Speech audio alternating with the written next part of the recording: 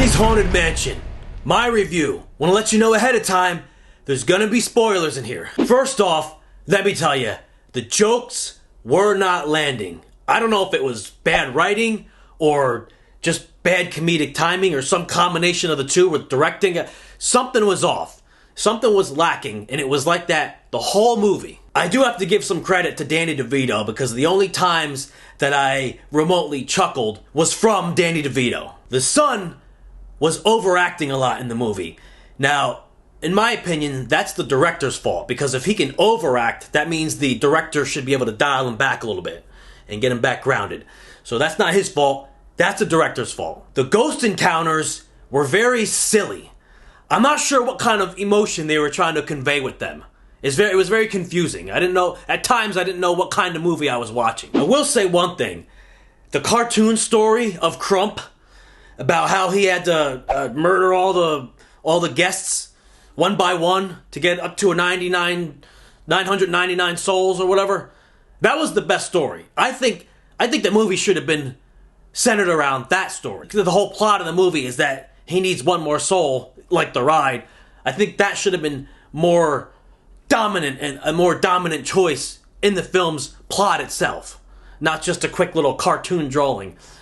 That was a big miss. I'm surprised that Disney didn't go with a Stranger Things type feel and having more of a kid diverse cast in the movie, because that's what it felt like we were watching. It felt like it was a kids movie the entire time. It's like, I know it's a Disney movie, but this feels like an all out kids movie. Like, it felt like I was watching, I don't know if you're familiar with this, but Goosebumps. You remember Goosebumps, R.L. Stine? Remember the TV show? That's how it felt. It felt silly, just like that. Owen Wilson's character did not fit in the movie. Now, don't get me wrong. I love me some Owen Wilson. Funny, all the time. But his character didn't belong in the movie. And here's why. Even when his big defining moment of, "Oh, I'm not a preacher," there was no reason for him to come out and say that. Because once he told him that he wasn't a preacher, instead of letting that linger on and then them have to come up with some sort of solution to that new problem, he just settled it right away. He goes, "No, you get back in there. We need you. Come on back in." It made no sense. "I'm not a preacher." Oh, okay. Bad writing. My official review is that the movie had no idea what it was. Was it a comedy? Was it a drama? Was it a family movie? Was it a period piece? Was it a parody? It was all those things wrapped up in some nostalgia from the Disney ride.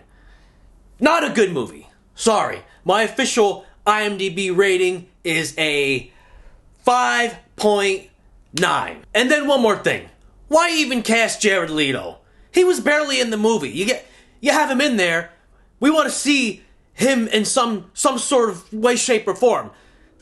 The monster, the hat box, you couldn't even see him in that. It was just, he could have easily been anybody in that. You didn't have to put him in there.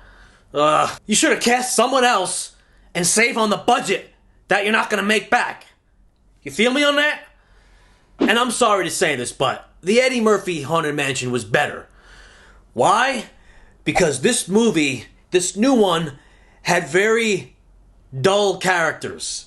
There was no one to really carry the downtime, like Eddie Murphy, where he would just do silly things to keep the entertainment going. No, this movie was very dull. There was no real true characters in the movie. They were relying on CG ghosts to carry us through the movie. No, you gotta have characters first. We had a bunch of dull performances. No offense to the actors, that's probably because they had a rookie director in there. Characters first. I'm Nicholas Cirillo, director and producer of a real-life underdog story, out now on Amazon Prime Video and Tubi.